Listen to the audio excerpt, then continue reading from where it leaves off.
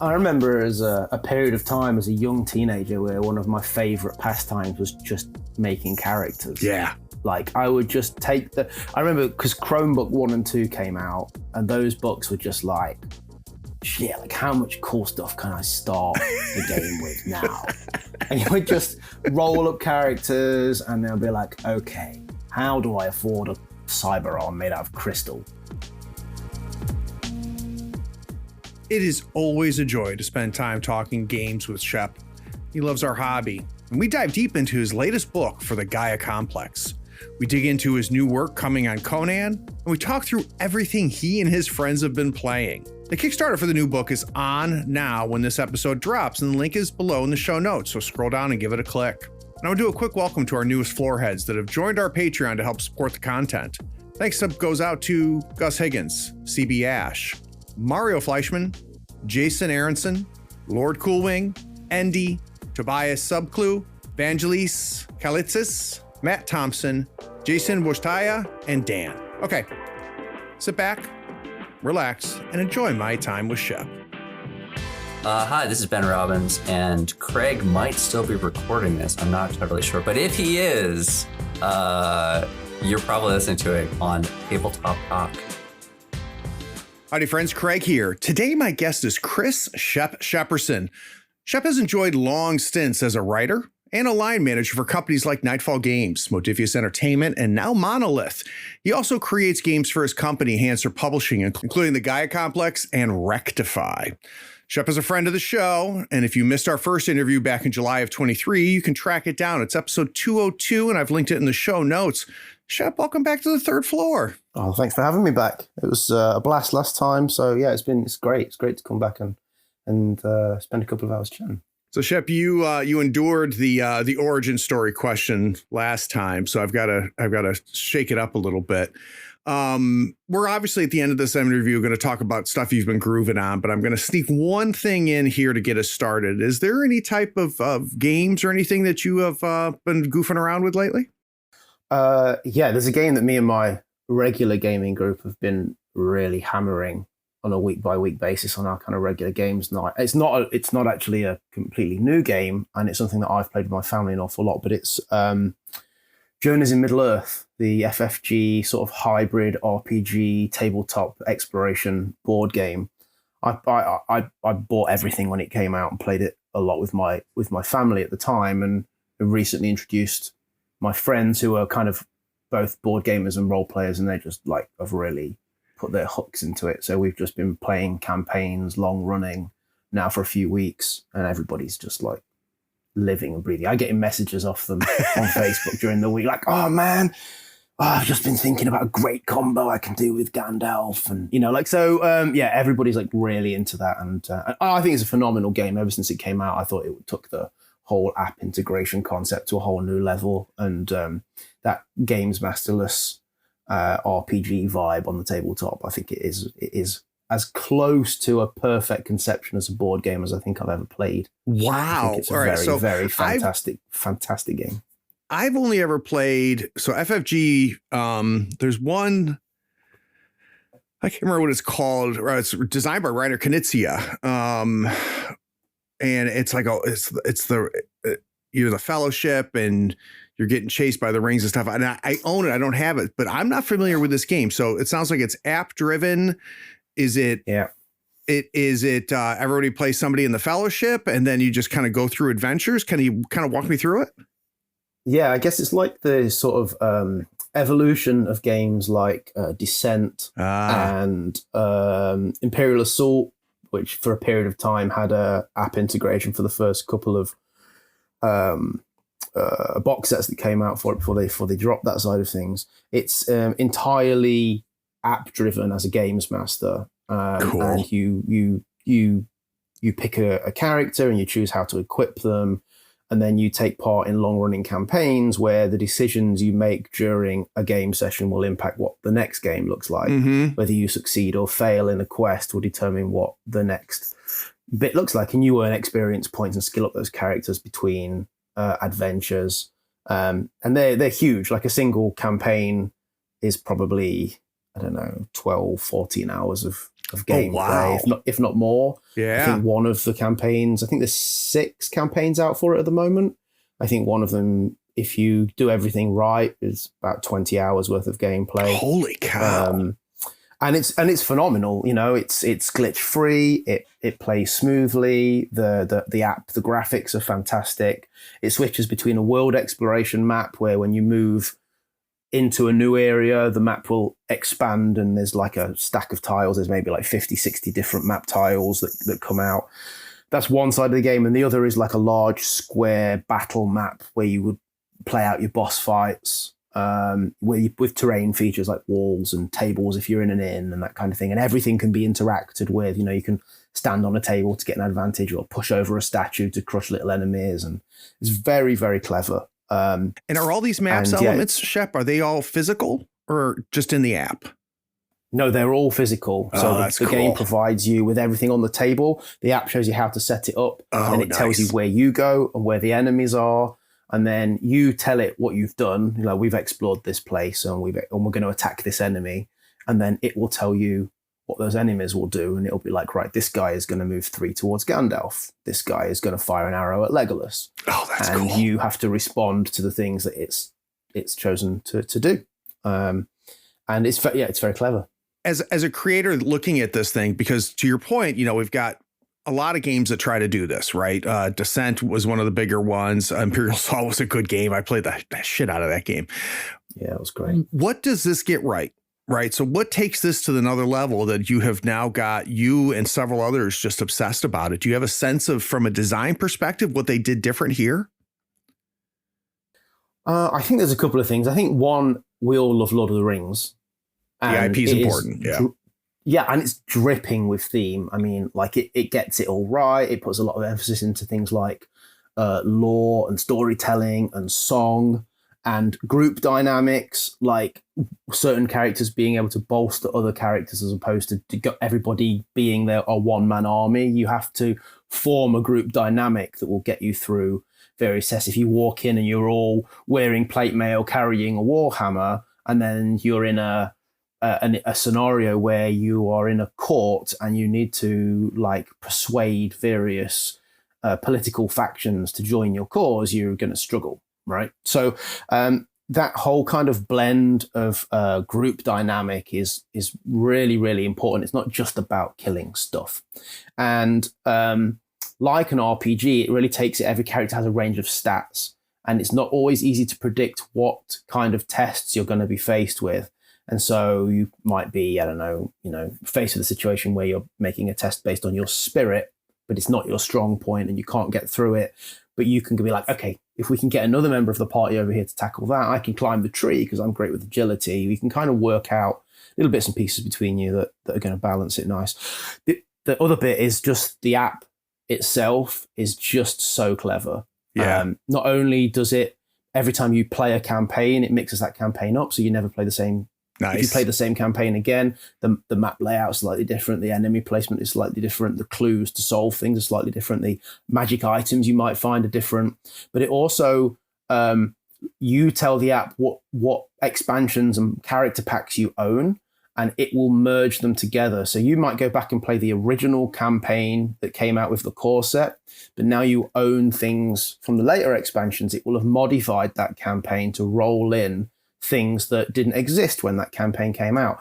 That's just really mind-blowing to me. That is. It's looking at future material when it comes out and making it all backwards compatible to the start. And they've done a stunning job. And I say I've never come across a single glitch in the software, nothing where I've ever gone, okay, it's cocked up here. How do we solve this? Yeah. It's so user-friendly.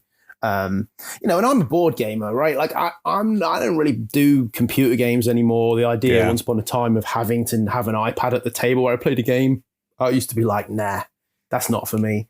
But this has really, really changed that for me. Like it does something that you just couldn't do without it. It's very clever. Now is Fantasy Flight still supporting this game and putting stuff out, or is it kind of dead in the water? Do you have a sense of that? It's gone very quiet since COVID, as a lot of lines have. They did 2 big box expansions for it. and then they did a couple of small character packs with like new big boss fights in them.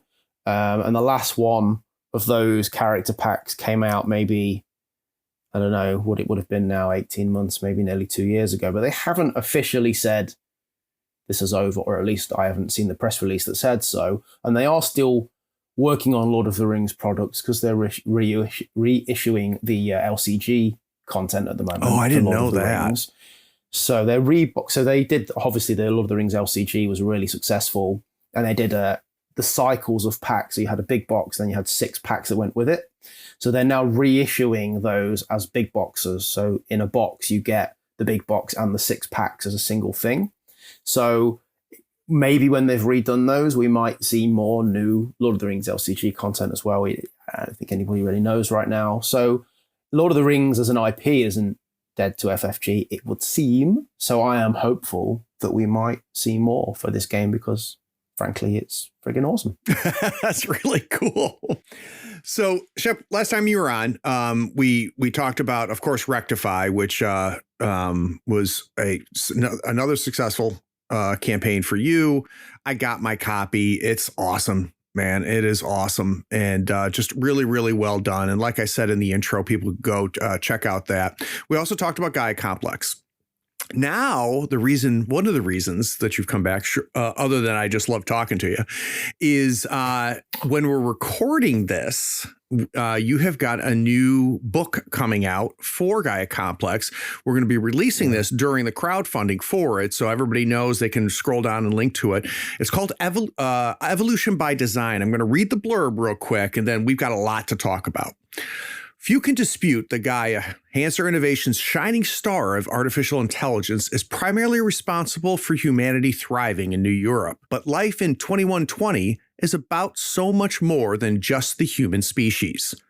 Ferals interface with the wild beasts of the metropolis, running free through the rain-soaked streets. Vampires lurk in the shadows of the outer fringe, waging a deadly, bloody war against the rival syndicates. All this while Gaia conducts secret experiments and the New Europe police force deploys advanced law enforcement units to the metropolis streets. Evolution by Design provides an in-depth look at the game's 3 significant non-human elements: ferals, vampires, and artificial intelligence. I don't remember if I asked you this or not. Do you write your own copy? That's really good, man. Like, I'm like, shit, I need this book. I haven't even played Gaia Complex yet.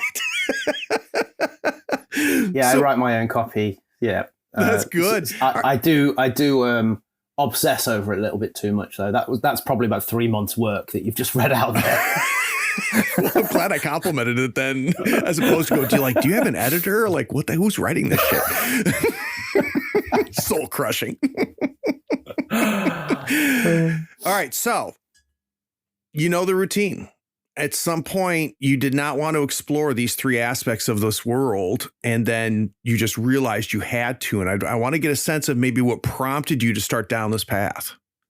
More accurately, all of these 3 primary elements have been explored, but they were explored in a sort of seed planting way during the core book.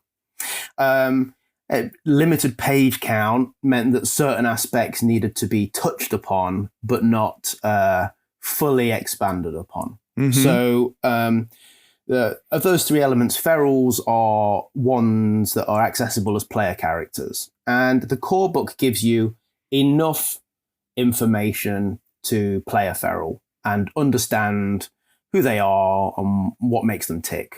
You know, it's got a dozen or so pages that covers those types of characters and their background. And the first expansion that we released, Hardware 2119, was very focused on the black markets of the world. And so while certain feral characters were mentioned, there was no space within that book to really delve into the community of that type of character. Vampires got a little bit of more love in Hardware 2119 because a section of the black market is human trafficking and the blood trade, which is obviously a very vampire-focused a thing. And the blood syndicates were introduced in Hardware 2119, but again, we couldn't go to town on them. It was more, here they are. Here's enough information for a games master to be able to kind of like flirt with them and put them into stories and make them a sort of antagonist of a campaign.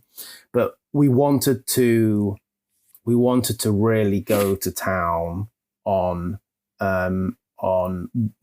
what they really were. I say we, I mean, I really wanted to go to town, and it's the so royal we. It's my game, right? So whatever I want to do goes. So this was my opportunity to do that, and so basically it's three small supplements in one that focus on these three aspects.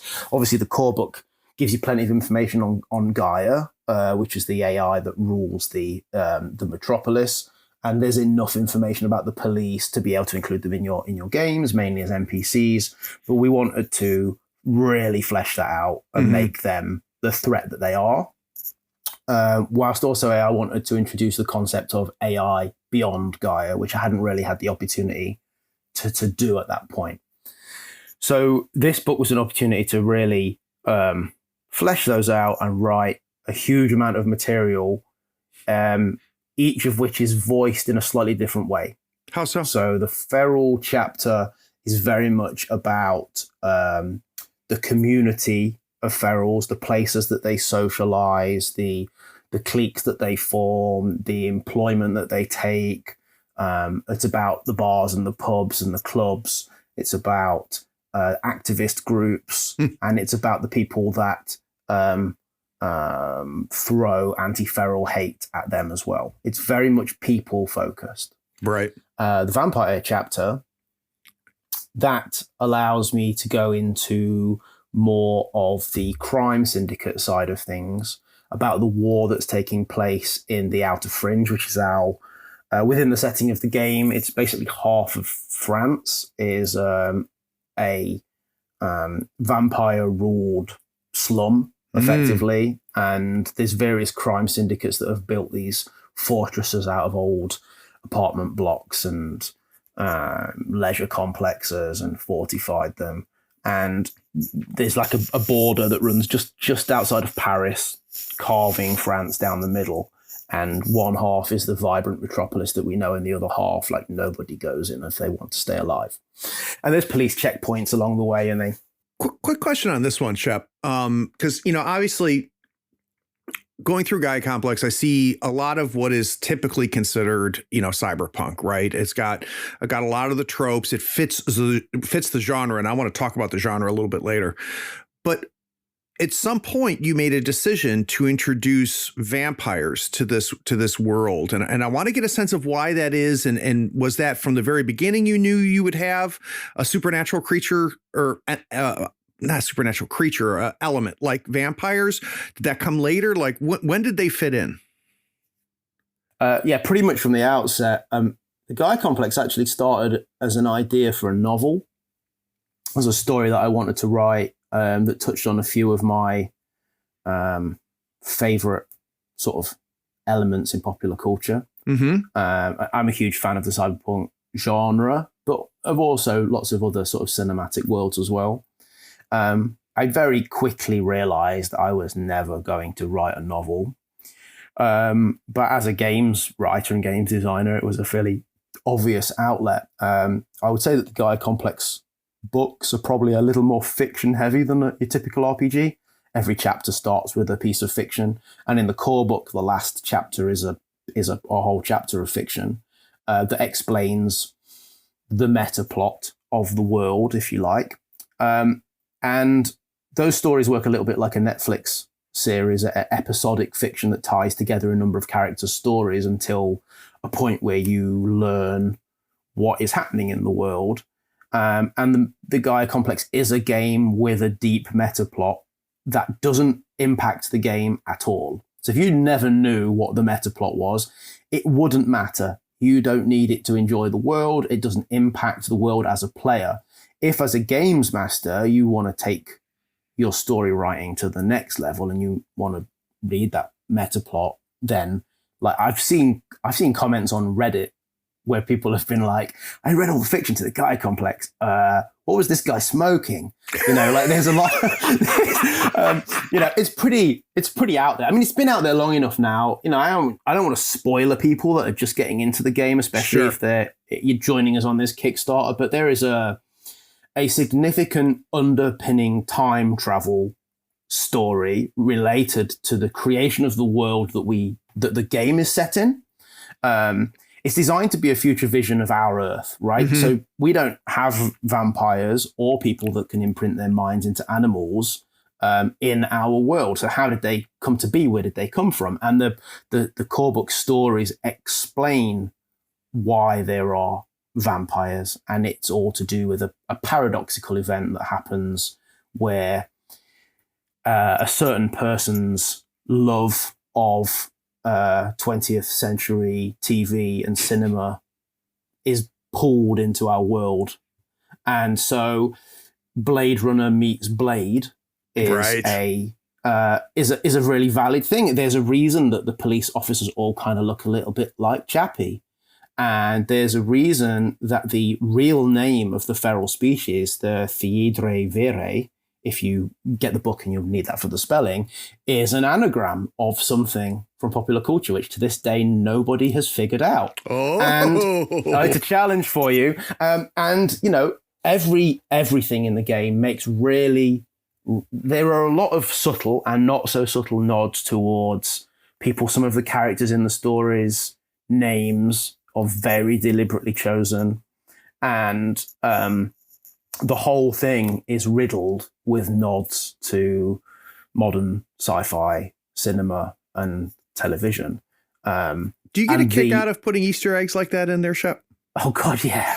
Yeah. I'm getting the feeling you do. Like a huge, this game started as a pure passion project, and it still is a huge passion project. And we've got a Discord now, and we've got a few really, really passionate players that chat regularly on there. And occasionally new people will pop up and they'll be like, have you thought about doing X, Y, or Z for your game? And, I'm a small enough publisher that I can be the kind of one-to-one person that handles everything. Like I am the writer and I am the publisher and I am the customer service guy. And, I'm in a position with the Gaia Complex where, when I was working for Modifius, say, and somebody asked me, I'd be like, okay, well, thanks for the consideration. That's a really good idea. I'll put it forward to the design team. And then, all ideas would get thrown forwards. People would think about those. And some of those, customer feedback ideas would see future use in products in the future. It's part of the publisher process. But for me, I just go, nah, it's not going to happen, mate. That's just, that's not happening in my world. Right. Maybe go speak to somebody else about their game. And sometimes people have an idea and I'm like, actually, that's pretty cool. I might steal that. But for the most part, I can be like, this really is a game written for me. And it just so happens that a load of other people think that's really cool. They really like the world. And I'm very fortunate to have people that love it. So, the idea of a supplement for a game like this, where, we spend more time on a certain aspect, right? You think of, not campaign books, but like setting books that come out and stuff for other games. And here we have a situation where we've got these three elements at play in this world, and we get a chance to spend a lot more time diving into it. What I would like to know, though, for you, as you started to work on this, right? We had more page count to devote to what ferals are and their origins and their impact on the world and their social structures. What do vampires and this whole concept of the syndicates? Did you discover anything new? So were you just saying, hey, I've always had this in my head, I just need to get it out on pages? Or in the process of diving into this and having the flexibility, were there new elements that you brought in that you didn't have before you started? Yeah, for this book, yes. With Hardware 2119, not so much. Right. Everything in that book was stuff I wish I could have put in the core book. And sure, we might have fleshed out a couple of areas with extra info that just kind of rolled off the tongue while you were writing. But as the overview of that book really was content that I couldn't fit in a core book. for Evolution by Design, I started by scouring not only the 2 books that have been written so far, but all of the data seeds. So for people that don't know, data seeds are our 1-page adventure ideas that we put out. There's a couple in each book. And periodically I release a $1 PDF on Drive-Thru RPG that has 3 or 4 more little adventures in them. And I often get guest writers, like friends that are writers, to write these adventures, and they all make stuff up, for the world, Sure. a bar or, some new technology, or they, there's a few things I've had to veto along the way, but for the core, I give people pretty free reign to throw things into this world. So what I first did is I went through all of those again with a fine-tooth comb and said, right, what have we ever mentioned in passing that let's go, we want to tie things back now. People will be like, hang on a minute, that was mentioned in Data Seeds 2 in this one little adventure. Like, let's do more about it. Right. So we had during Hardware 2119, Jason Doral, who I'm sure is a name that you're aware of. Jason's been on the show. Cool. So Jason wrote a data seed as a guest, and he introduced a rival data spy network run by ferals. There is an existing one called the Circadian Network that's covered in the core book. And he invented a new one called the Scholomance, based very loosely on the School of the Dragon and the original Scholomance. They're tying back to the legend. Okay, so it was a really cool idea. Some person with a raven keeps appearing and trying to recruit the characters for some kind of spy shit, and they just kind of aren't sure what they're getting roped into. Yeah. So I was like, it was really cool. A few people commented how it was a really great adventure. And so I said to Jason, do you want to write 6 pages about the Scholomance? Like, let's flesh them out and make them a real living thing, so that for the future of this game, they are a part of the world and we can spin seeds off them in the future. So that we did that. In the core book, there's a mention of a pub in Munich, which is kind of like the heart of the Merc hangout area, like where the player characters will originate from, called the Smoking Dog, and it's run by a feral owner. And he's got a few quotes in the core book. We just kind of talk about it as being like a kind of hub of the feral community and a place where people go to match make with freelancers that they need. So I ended up writing maybe 16 pages on the Smoking Dog, a full tour. We have a really detailed map. And that was just, it started as just a pub, and now it's like a pub that's got an illegal boxing ring in the back. Oh, that's and there's cool. like disputes on site are settled by, putting the guns down, getting in the ring and settling it. And, and we talked about the owner, and we've gone into, there's a page of mini bar games, like gambling games you can play with dice and cards, just as like sort of little side games to settle arguments at the playing table. And like anything that ever got a little mention got fleshed out in a huge way. We've talked in the past about there being anti-feral groups or pro-human groups that are kind of, if you're not human, we don't like you.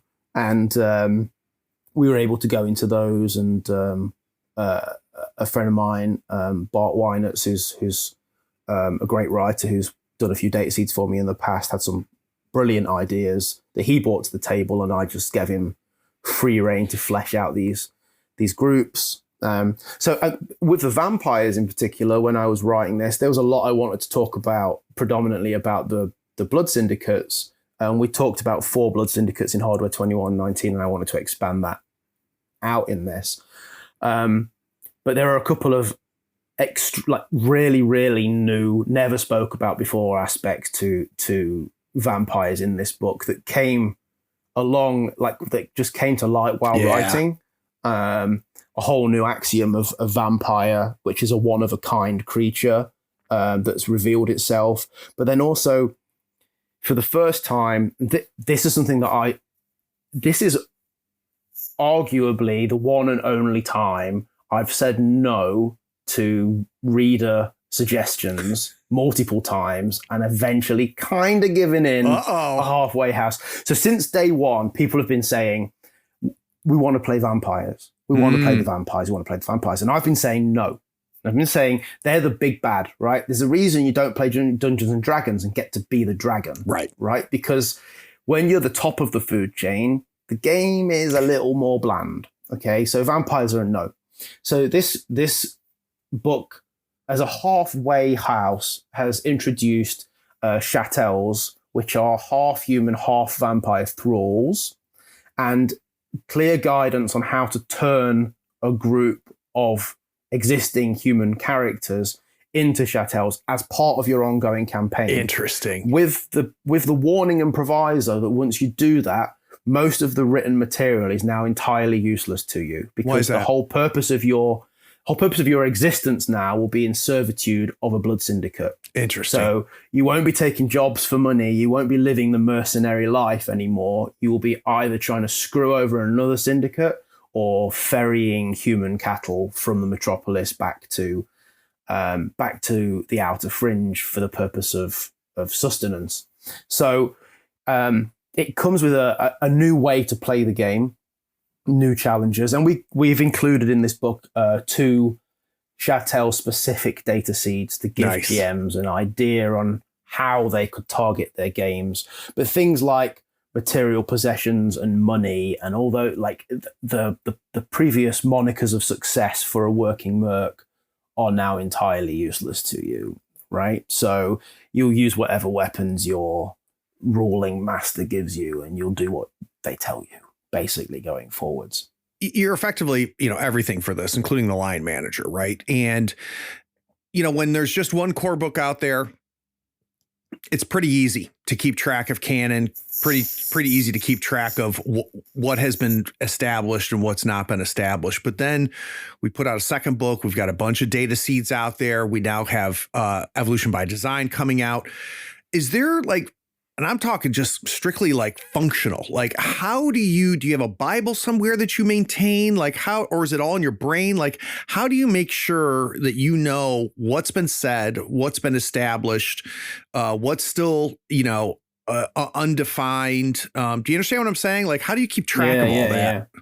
Google Docs. Yeah. I have a document. Every time something is written, so a book is finished or a data seed is written, there's a table in there for data seeds, name of the data seed, summary of what it covered, any characters that were named. Anytime I write a quote from somebody, I log the name, profession, and tone of voice of that quote. So if I go back and I need a merc cyberdoc that's got a bit of an edgy attitude, I can go and see if a name already exists. Right. Things that we've talked about in a technical sense, like there's an arms company called Dire Arms, and they have a very specific material they make their guns out of that we just talked about, expanded fluff in the court, in a write-up of a gun, some kind of polymetal thing, and I've got a note of what that looks like and what its properties are. So yeah, basically I have a Bible that I'm constantly adding to. I have actually in the last 6 months had a discussion with somebody I know who's done it previously about setting up a wiki. Mm-hmm. I was really keen to do that for my own sanity of tracking this going forwards, but also it might be a really cool player resource. I know some games do it, like I'm a big X-Wing miniatures game player, and the fandom wiki for X-Wing is just like a lifesaver a lot of the time. It seems like a weird thing for me to even think about putting focus into as a tiny publisher with like 2.5 books out. But I feel like it ensures that the narrative of the world remains like at the top of my priority list. And I feel like if I can make it happen without like busting the bank, it's something I'd like to do in the next year or so. So question for you, Shep, until the game comes out, right? Until the core book is released, until you explore different things with hardware and with Evolution by Design, this is all your new Europe, right? But once it's out there, multiple versions of New Europe are being played within, right? Because once it hits the table, once a table takes what you've created, they're going to make it theirs. It's just the nature of the beast. How do you decide what not to like move into, right? Are there areas of this world that you are just going to maybe drop a couple hints to, maybe just kind of, lean towards it a little bit, but you're going to let the tables figure out what this is. Have you decided, like, there's certain things that I'm just not going to touch? Yeah, I mean, quite a lot. I mean, I've had a lot of people, the vampire thing was a really big thing, and I'm definitely never going to officially put rules out for players to become full-fledged vampires. As far as I'm concerned, if a character gets turned into a vampire as part of the narrative of a campaign, they're an NPC. To hand that character sheet over to the GM, and the rest of the team might end up having to take down one of their former team members, later in a campaign.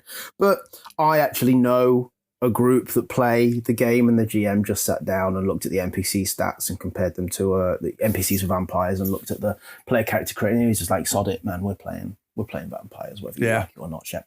So that's cool. People are always going to do that. I've watched pretty much every live stream that I've ever been able to find of the Gaia Complex. The Initiative Order did quite a long run of it, and Hint Gamers did, I don't know, like 6 or 7 sessions, and everybody's interpretation is slightly different, and some people are, there's moments where you sit there and you go like, that's not how it works. But then you think, it doesn't matter. That's not how it works in my table, right? It's not yours anymore. Yeah.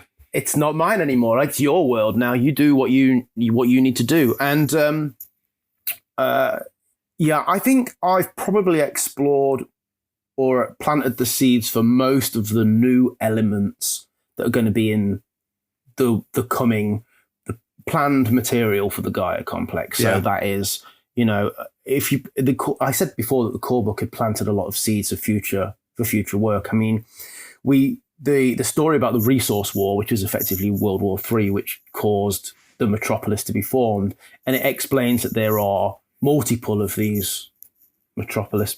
That's the right term.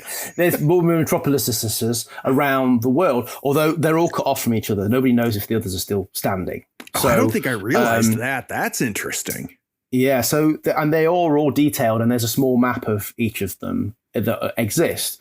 Like there's one in that's built over Japan. It's all on legs above the ocean.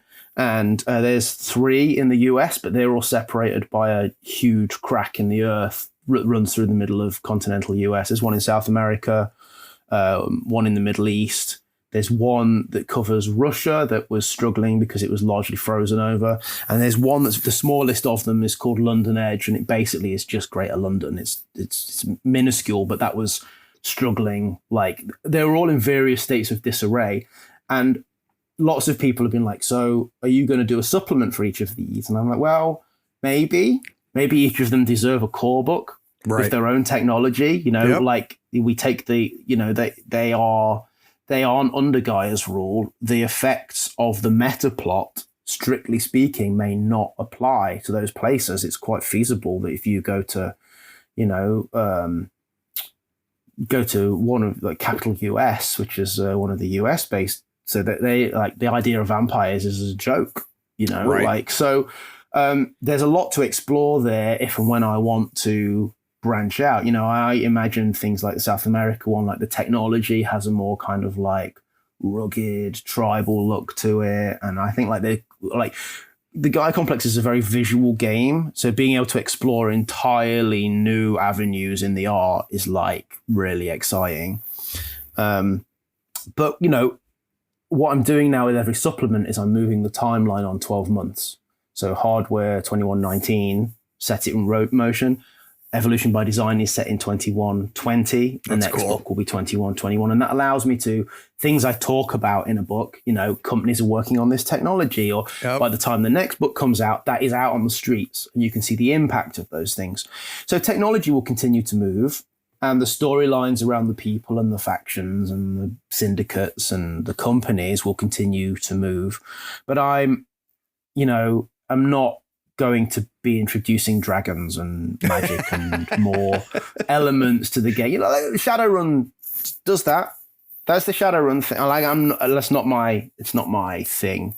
And the introduction of what we call the soul, which is a third vampire axiom, and the impact, what that is capable of, and the impact that may have on the meta plot of the game, and as a result, the stability of reality, is a huge thing that we can explore over the coming books as well. So yeah, I mean, the plan at the moment is, after Evolution by Design, is to look at the geography of the metropolis more, the suburbs, the different cities within it, and the gang culture that is around those suburbs. So the main locations like Paris and Berlin and Munich and Prague.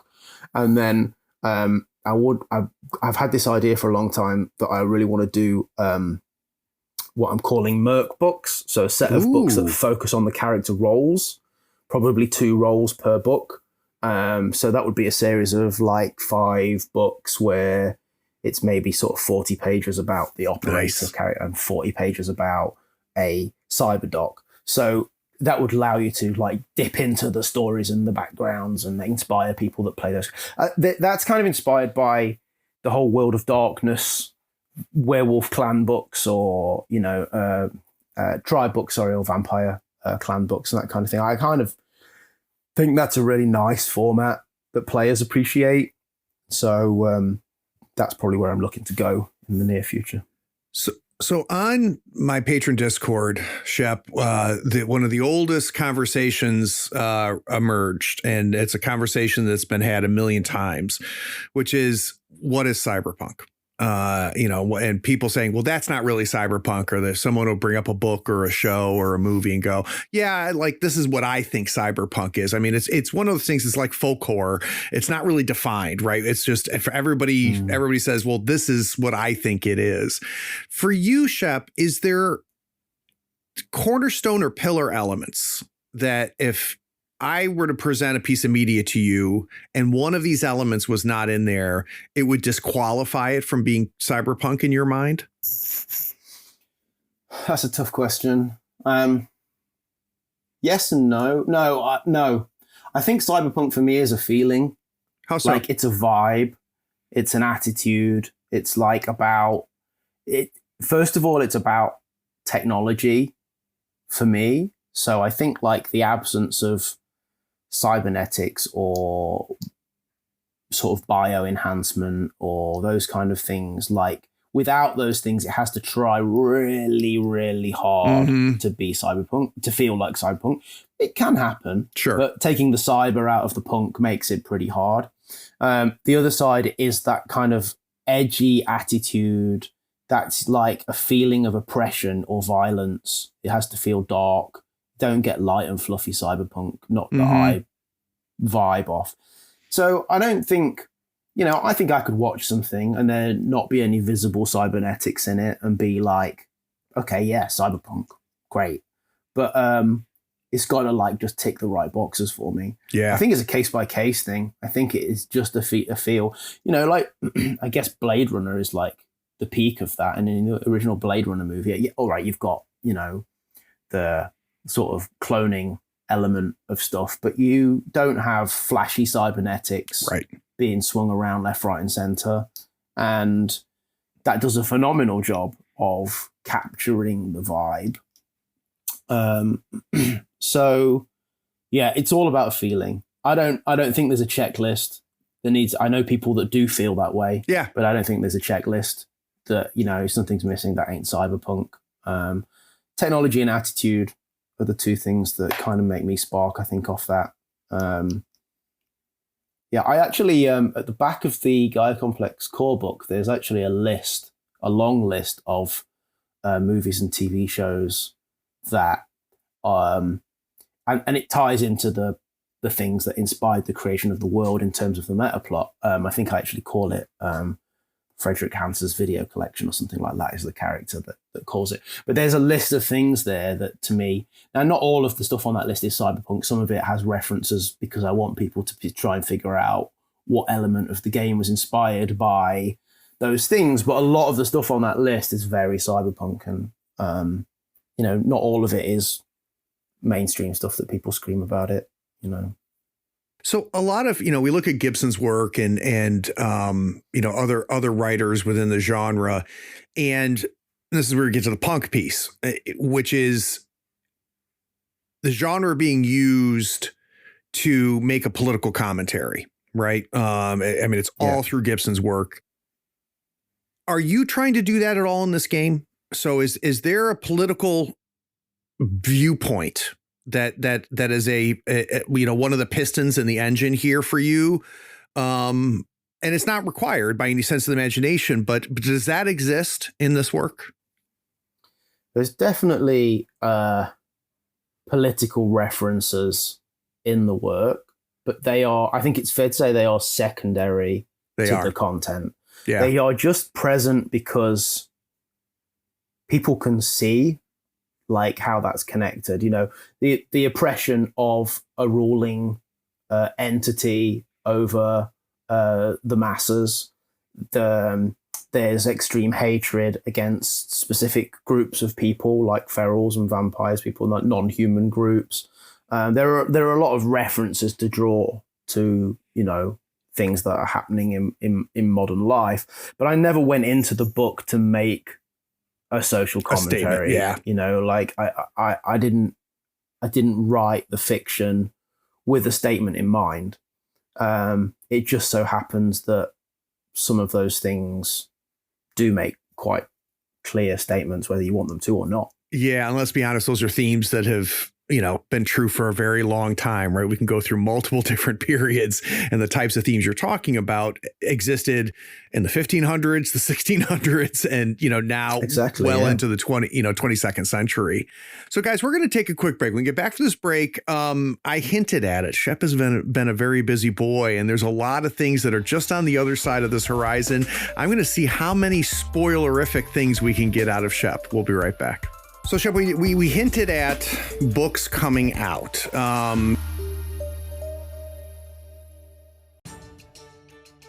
Attention all floor heads, gather round.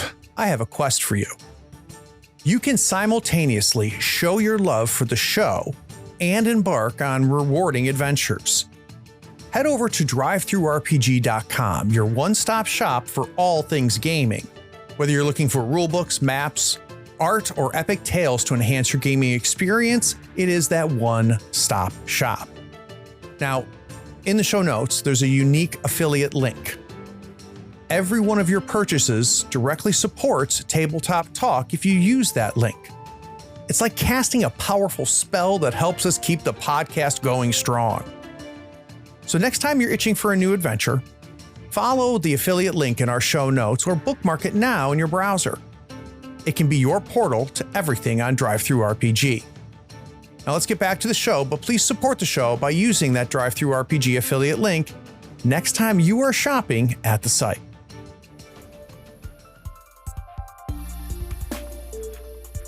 Releasing products in twos for the Gaia Complex, with this being the first instance. So the next proper supplement is already underway. So that is the Mean Streets of New Europe, which I mentioned briefly earlier, which is to look at 12 of the main sort of populated areas of the metropolis, give them a map, break down the key landmarks, the gangs that operate there, the kind of notorious contacts you can find in that area, where the hack job clinics are, any particular cultural differences between those places. So we've done a lot of work exploring the people and the corporations of New Europe, and I would really like to explore the geography.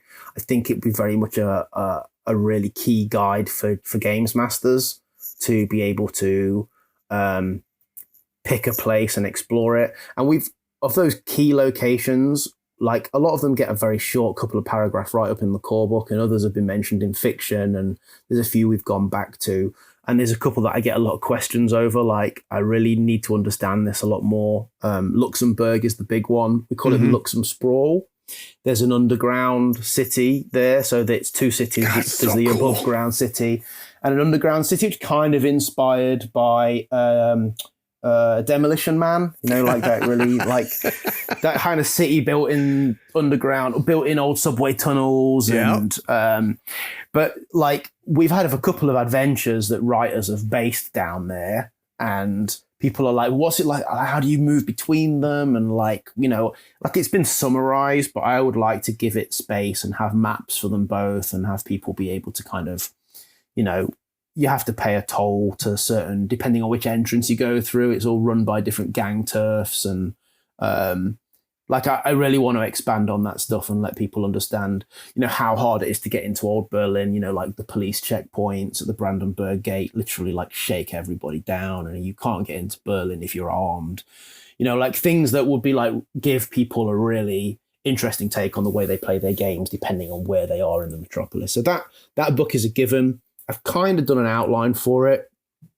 I've spoke to the map artist, the cartographer that did the maps for so I've kind of already covered Neo Munich. We did that in the hardware book, and it was everybody really seemed to like that format. There was a map and about 12 locations numbered, and then a write-up over about a dozen pages of those 12 things, and people really liked that. So I basically want to repeat that process for a load of places. So that's a given. I'm still flirting with what product will come alongside that, but I think I feel like the Merc book that I kind of mentioned previously is I'd like to do.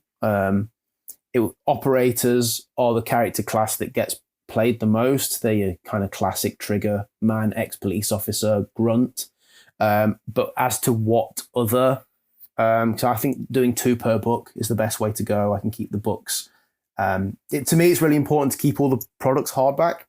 Like those thinner books traditionally are always softback supplements. It's really hard to bind anything under 80 pages in a hardback format. And so I would rather stick 2 together and have a smaller sort of 90-page hardback supplement.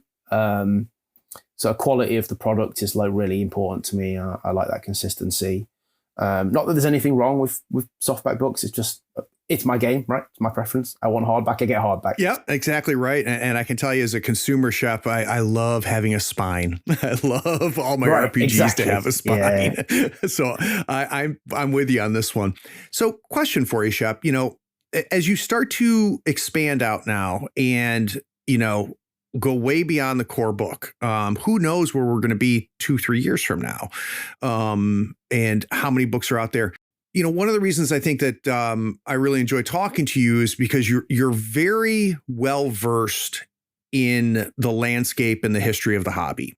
So I'd be curious, is there a game out there that has done this, has said, here's the core book, and we're going to put out supplements that are going to explore different aspects of this world that we introduced in the core book, that in your mind is a success, right? So you can look to it and say, you know what, if I can, you know, kind of be as good at this as this game was, I'll feel good about it. So when you think about other games out there that, you know, have supplements that are exploring different worlds, different aspects, factions, and so on and so forth, is there games out there that you think did a really good job of this?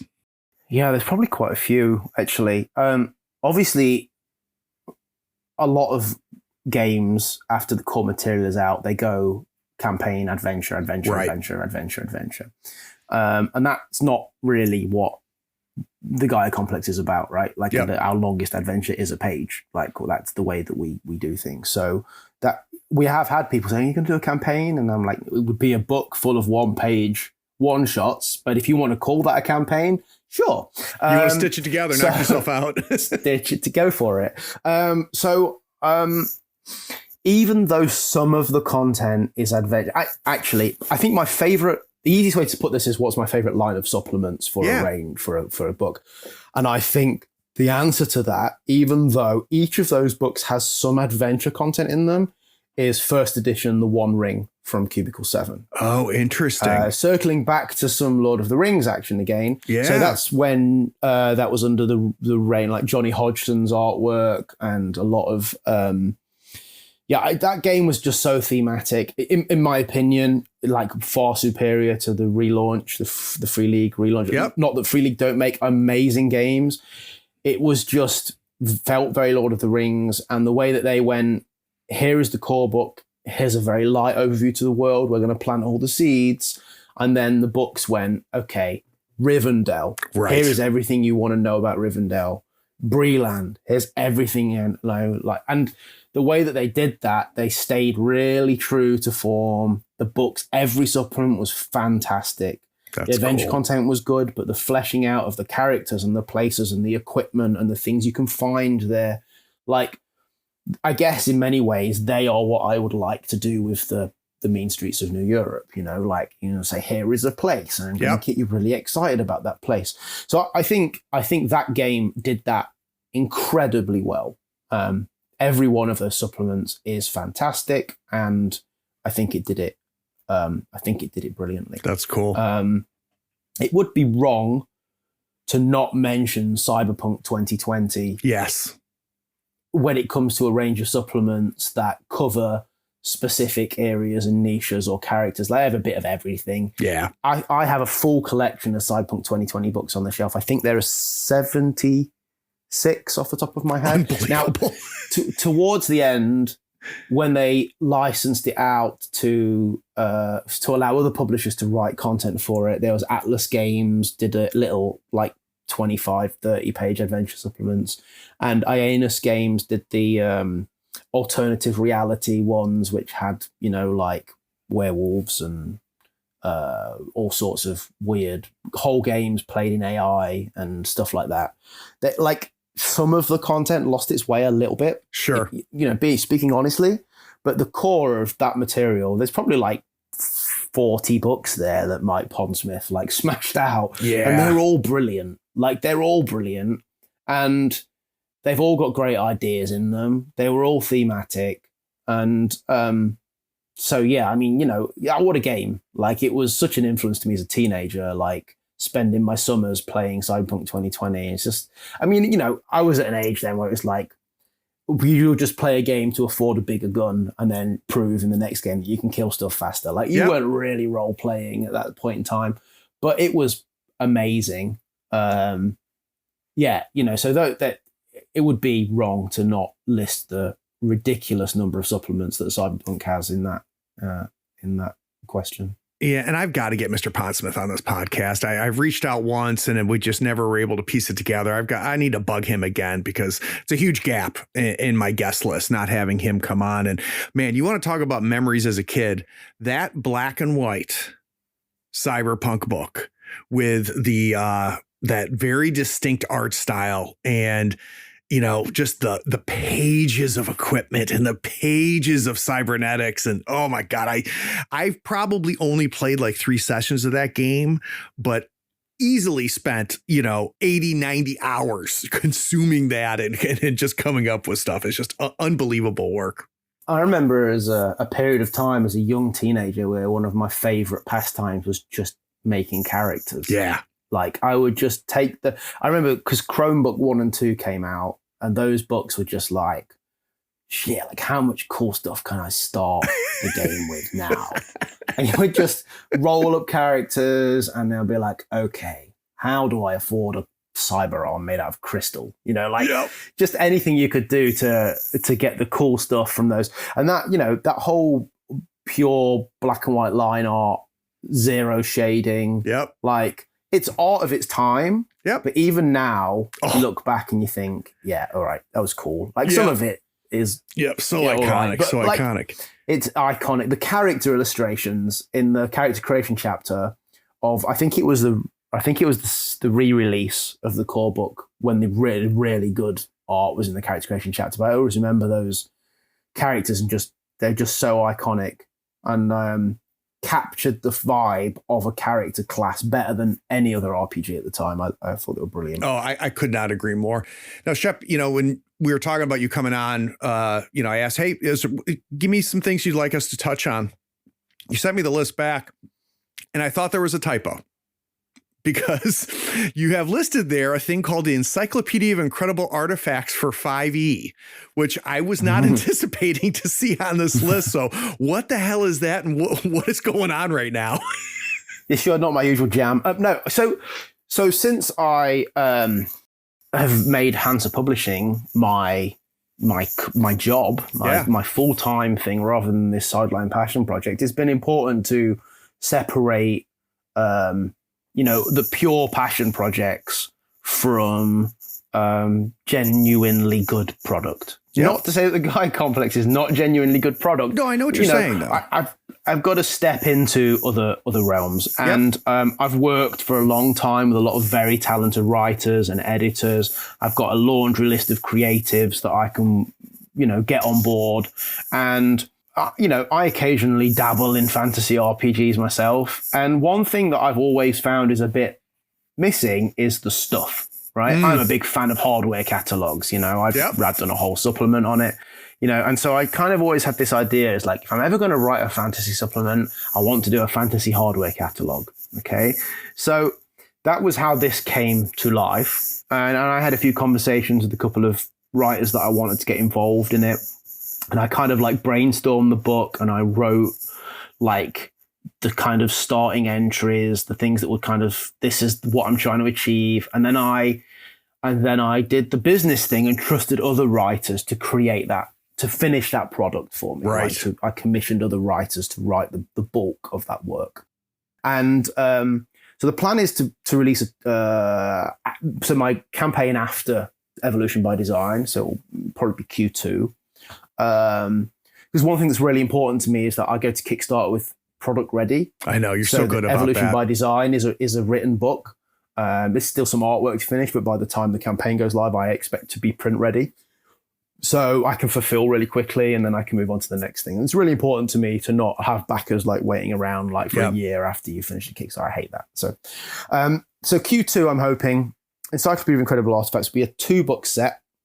Volume 1 is Weapons and Armor, and Volumes 2 is Trinkets and Curiosities. And what it basically is a catalog of 40-ish extremely powerful magic items, each book, so that's 80 between them. Right. And each item gets a 2-page spread. So you have artwork of the item, a rules block for it, and a story. So where did this item come from? Why was it crafted? How did it come into the hands of mortal man?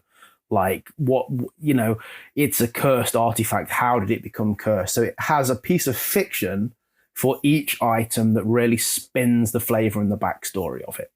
And the items are all designed to be like really, really powerful. So they're the kind of things you would find in the hands of the campaign's big bad guy, or if you were to find it as a sort of low level character, it would be like really character defining. But if you were to find it as a really high level character, it would still be impactfully powerful. So they are, legendary tier magic items. And we've got a great team involved. We've got Alex Delaney, who worked at the rules. So he previously worked on things like the Hellboy RPG, and he used to be employed by Steamforged to work on their Epic Encounters range. And I've done a bit of the writing myself. Rob Hevelthwaite's done some. Alex has done a bit others. Matt Jones, who's worked on Modiphius's Dreams and Machines. So there's a lot of great writers who are also really passionate D&D players that have been involved in writing these background stories for these items. So book 1 is now pretty much done. Wow. Artwork for everything is done. The art is done. That's usually the slowest point. Yeah. Book 1 is basically complete bar layout, and book 2 is in rules work at the moment. And then we'll go. One thing I've been really strict on is that no backstory can be written until the rules are complete, because the story needs to pay strong reference to what the item is capable of. So I'm expecting to wrap up work on that probably by the end of January, put it in layout. So that's, again, it will be all ready to go by that. So yeah, it will be officially my first 5th ed supplement that I've ever put my name to. That's cool. So yeah, I'm quite excited about it because it's very different.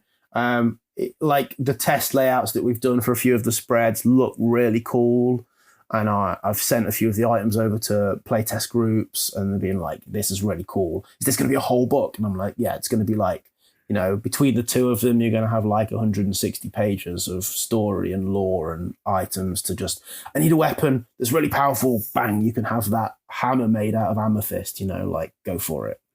So my instinct as a GM is immediately like listening to you talk about this, Shep, is like, this is a book of MacGuffins, right? This is a book of stuff that you could build entire, mini campaigns around the acquisition of this or the suppression of this and getting this out of somebody's hands or finding one of these things with that power level to it. That's very, very cool. So the last thing I've got on my list here is a little bit of news, which, by the time this is released, I don't think is going to be, hot off the presses, but it's kind of hot off the presses for me. And when we talked back in July, we talked about your work on Modiphius's Conan. And I actually put a dump truck of money when they had the huge sale because they had to kind of clear things out because the license had moved on beyond them. But it sounds like that's not the end of your work in Conan. So can we talk about that? Yeah. It came as a bit of a surprise to me. It's kind of only really been official for the last few weeks when we recorded this, of course. Yeah. But I line managed Conan towards the end of its life at Modiphius. I think I did about 2 years and finished the last 3 or 4 supplements for that line with them before the license ended. And that license then moved, it was in limbo for a while, but it ended up being signed to Monolith, who already make the very successful Conan tabletop miniatures board game, which is a phenomenal board game. And they're still, releasing content for that. I think their next Kickstarter is January, February. They're doing the Red Nails, so the War with the Picts, stuff for Conan. So that's really exciting. And they reached out to me, having spoken to a few of the old guard of writers that worked on the previous Conan, and they said, who's line managing it? And at the time, Monolith were like, well, nobody. We're just kind of hoping it all comes together, and you need a line manager. Yeah. You really need somebody to look after this before it runs away with you. And a couple of them were kind enough to suggest reaching out to me. I had a few talks with Gilles at Monolith. They've got a great crew there, really nice, small, close-knit team. Yep. And we were very aligned with what we wanted to do with Conan. Can you talk about that at all? Already, kind of what? Yeah, I think you both moved on.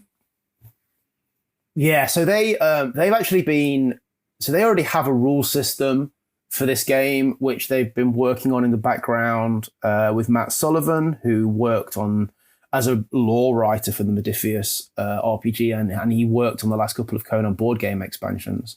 And they were looking to make a game that was much more cinematic. It was a lot easier to get into, particularly maybe if you were a board gamer and not already a role player, didn't want the over complexity of a lot of RPGs.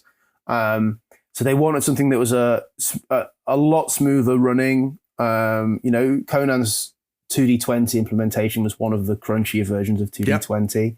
And whilst it's far from overly complex, it was, a bit more than a lot of gaming groups want these days from a dice mechanic.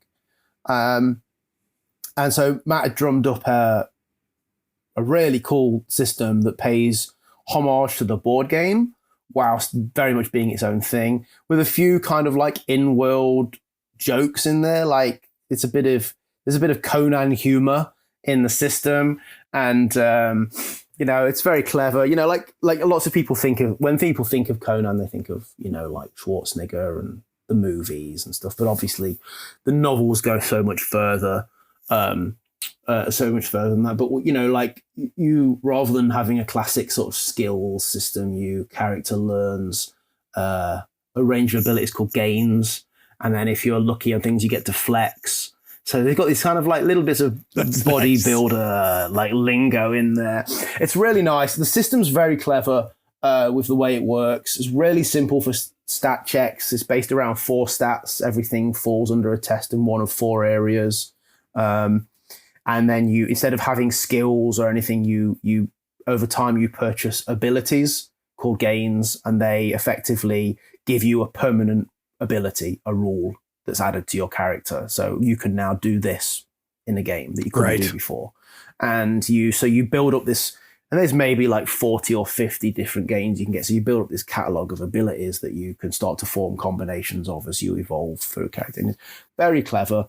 And it's also putting a little bit more focus on sorcery than the previous Conan game did. Interesting. It's something that's flirted with in some of the novels, particularly in things like necromancy and the kind of dark magics of the Hyborian Age. Yep. And we're putting quite a much bigger focus on that side of things. So it's Conan goes sort of sword and sorcery, very accessible rule system, and it's written as a kind of like best of Conan kind of vibe. So we were very aligned with making very pretty books that have a sensible art budget, and we can use a lot of both the classic art that people know and love of Conan, but also commission some pretty original stuff that's a bit more reflective of a modern audience as well. So, we spoke for a while. We made an agreement. I got hands on the rule system. Me and Matt spent the best part of a week going through that. So I kind of put my games development head on, and we back and forth over stuff, finalized the work he'd done and put a playtest kit together.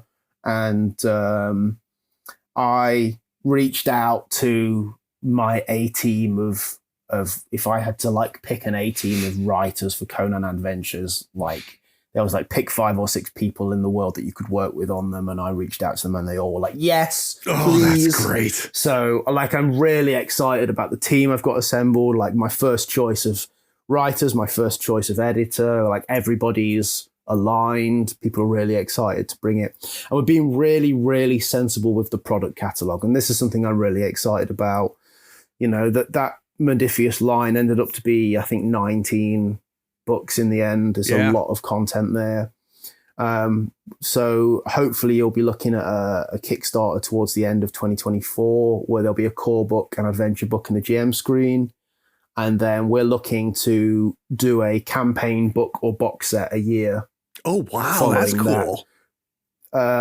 Possibly with some digital adventure, like PDF adventure releases in between to bridge the gap. But we're basically looking at a core offering and then one really big, grand campaign a year to support the line, with a hope that the campaign you buy will last you most of the year for your gaming group, and then you can move on to the next one the following year. So that's the overall plan for it. And we are just coming out of the end of rules development now, and this week, in fact, I am waiting on the pitches to come in from the adventure writers to decide which adventures will be green lighting for those core book offerings. So yeah, really exciting. It's just in full flow now, and I'm really excited to be working on Conan again. You know, I put a lot of love into that line during the time I was at Modifius, and I was a little sad when it came to an end. So it's really amazing to be venturing into the Hyborian Age once again. Well, and I'm going to abuse our friendship, Shep. So towards the end of the year, you're going to have to get me in touch with some of the creators there so I can get them on the show, because that's exciting. Yeah, absolutely. That won't be a problem. I'm the line manager. I'll tell them they've got to do it.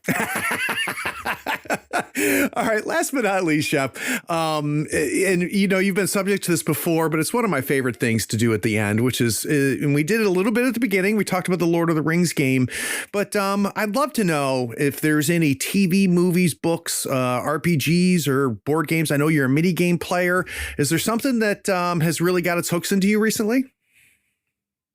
Something you're grooving on? Oh, there's a few things. I remember last time I was on the show, I remember mentioning The Peripheral to you, and you, I think you dropped me a message a few weeks later to say, oh man, I watched that and it was great. I owe you for that, but I'm mad at you too, because I'm going to blame you for turning me on to something that's not going to get another season, which just angers me, because it's begging to, what I need to do is go read the book, is what I need to do. It's a good book. Yeah, it's a really strong book. I think they did a really great job with the TV show. I mean, like it does step away from the book somewhat. Well, it's a different medium, right? It's going to, do. but they did a great job with it, I thought. So yeah, this time around, TV for me recently has been a little bit like uninspiring. Yeah. One thing that I have been doing recently, and I've really enjoyed, and this isn't new to anybody, it's not new to me. I've recently been rewatching in the final season now, Stranger Things. Oh, you went back to it? No kidding. Yeah, well, the reason is that my kids, my boys, are now at an age where they can watch that kind of thing without having nightmares. Yeah. So they were like, "Oh yeah, do you know what? Finally, we want to watch it." So we've gone back. Me and my wife have gone back, and we've been kind of having family time in the evening, where we've spent an hour in the evening watching an episode of Stranger Things most evenings as the weeks go by. And I'm seeing my boys experience it for the first time has been as enjoyable as watching it myself was the first time. Yeah. So it's still a great show, and it's been really great for them to be like excited by it. And the older of my two sons is 14. He's he's not really into trying new TV. He always gets like, he's just like, I would just like to watch the same thing over and over because I know I like it. So when you finally find something that he's prepared to give it a go, like it's always a big win.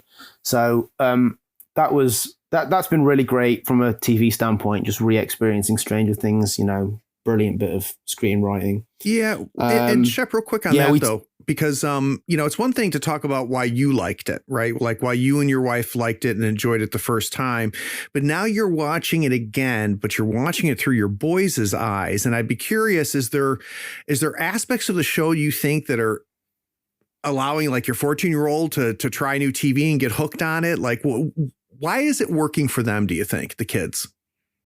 I mean, I think the nods to gaming culture help because we're a household of gamers and they're pretty obsessive gamers. That's my fault. I think that helps, but also I just think it's a character drama that's incredibly well made. Yeah, with really engaging characters for the most part, and they are really able to relate to those teenagers and feel like, okay, this person is cool because of X, Y, and Z. Right. And, like a lot of like TV of that genre is full of adults. And sometimes it's quite hard for teenagers to relate to other adults because, their lives aren't all that comparable. And so I think that makes a massive difference for them. I mean, you can see that, like they clearly have their favorite characters. And you can see similarities between them and those characters. You can understand how they have kind of clicked with them. So yeah, I think it's great. I think it's a great show, and I think they did a phenomenal job with the casting. And you get my youngest making observations, like I think last night we watched it, and he's like, I think it's really good how the characters of Jonathan and Will look like they could be brothers in real life. Oh. I'm like, for a kid to make that kind of observation about the casting in a TV show, yeah, it feels bizarre to me. But I'm like, that's amazing because you're right. They did a phenomenal job casting those two actors to be brothers. And I'm glad that you're drawn in enough to this TV show to acknowledge that. I think that's brilliant. And it's a tribute to the actors and the writing because it's believable for him, obviously, right? For him to even recognize it on a physical sense, he must believe it from a performative and an authorship sense, which is really cool. Yeah, absolutely. Absolutely. So, yeah, I mean, rewatching Stranger Things, I'm definitely vibing on that. We've been playing a lot of board games recently. I'm definitely in a board game vibe at the moment. I have recently too have gotten back into it. So what are you playing? What's new that you've been playing? I'm going to swivel around and look at my cabinet so I can. So one thing, I alongside Journeys to Middle Earth, the other thing which has been off the shelf a lot, both at games night and at home, has been GKR Heavy Hitters. It's a game that's not amazingly well known. It's one of the biggest table hogs you'll ever play. I've never heard of it. Phenomenal. It's an amazing game. It was made by Weta Workshop. Ginormous mechs that are like 8 inches high. Wow. With 12-inch tall buildings that you've got to demolish. Super fun. It was a Kickstarter they ran some years ago. I think the game's discontinued now. It's not the cheapest thing to find. The box is ludicrously massive. But the game is super fun. The minis are amazing. And anybody I know that's got a copy is like, yeah, this game rocks. So that has been getting a lot of play. But we also dug out so I don't know if you've heard of the game Terror in Meeple City. No, It's a ridiculous game. Name, It was originally released as Rampage, based on the old like Atari game. Yeah. You know, where you're like King Kong climbing up the building. Yeah. There was a licensing issue, so then they relaunched the game as Terror in Meeple City. And it's a dexterity game where you have a cardboard city and you have wooden monsters, and you have to like pick up a van and flick it at a building to destroy the building and then eat the people that fall out of the building. And so there's like loads of meeples. It's a really ludicrous game. And like one of the moves involves putting your chin on top of your monster and then blowing as hard as you can to try and blow the building over. And like, it's really silly, but it's a game that never fails to have everybody in stitches. And we've been playing it a lot. So yeah, great game, really fun, really keep to pick up a copy on eBay. Go looking for it because it's brilliant. That's funny. And then the other thing is just X-Wing. We're still playing a lot of X-Wing. My boys love X-Wing, particularly the youngest. He's great. We've pretend 2.5. The current version of X-Wing doesn't exist. We still play FFG era 2.0. Mm-hmm. We just prefer that rule set, and we play it a lot. And both of my boys are exceptionally good at it. That's great. The younger of the two is a blindingly good player. I wish that he was into that when the tournament scene was thriving around here, because I think he'd have like blown people away. Oh, that's cool.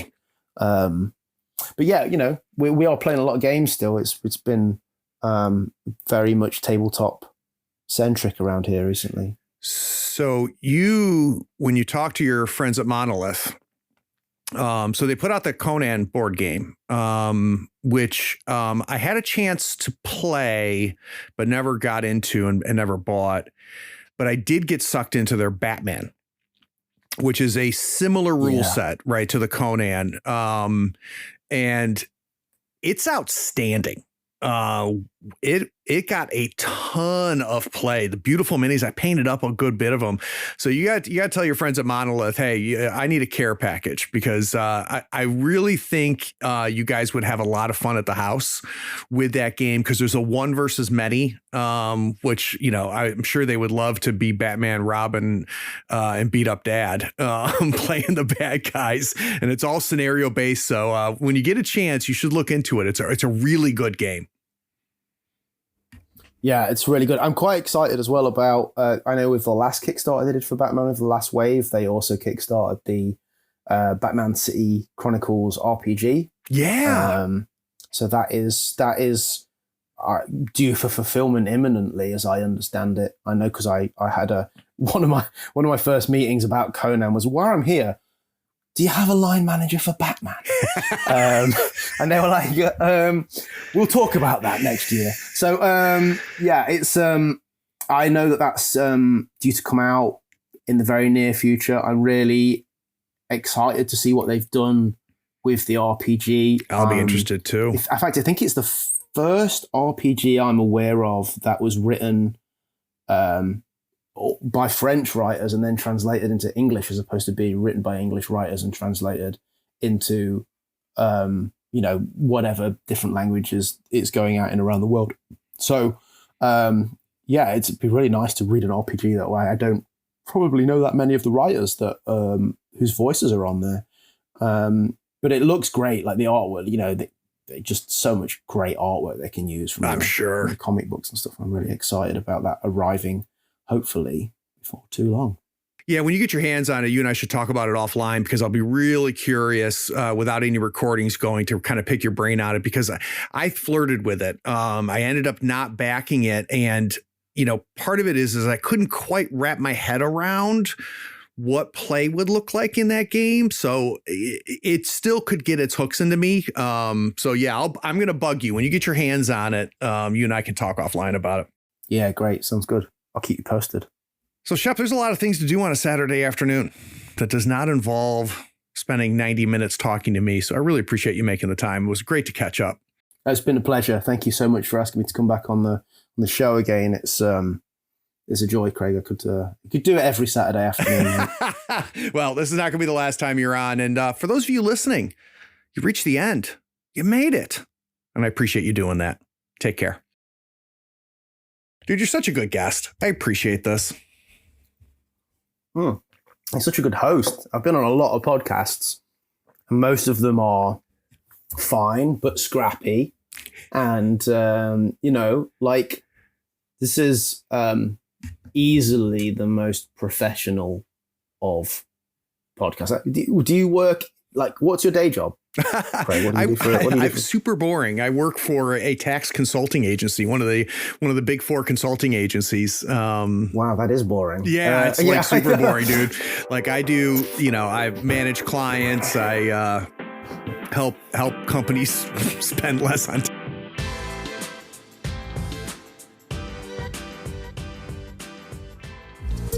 We hope you enjoyed this episode. Subscribe to Tabletop Talk and share it with your friends. Check out our content on YouTube and Twitch. Follow us on Twitter and Facebook and stay updated on everything coming from Third Floor. All the links are in the show notes. Take care, floorheads.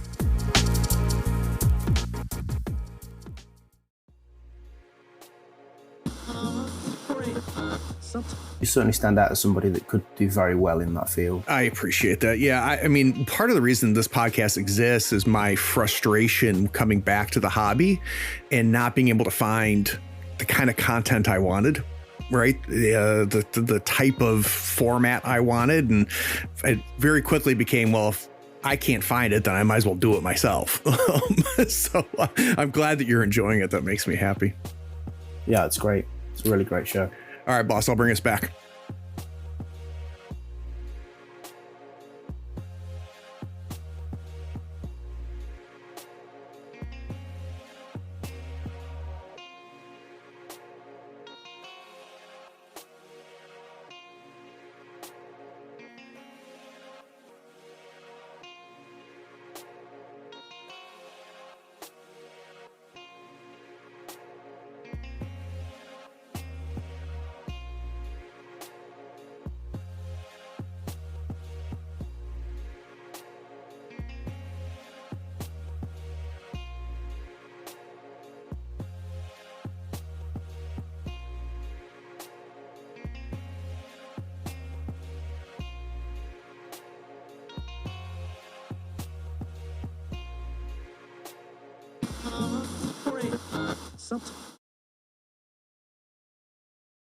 Oh, hey, are you still here?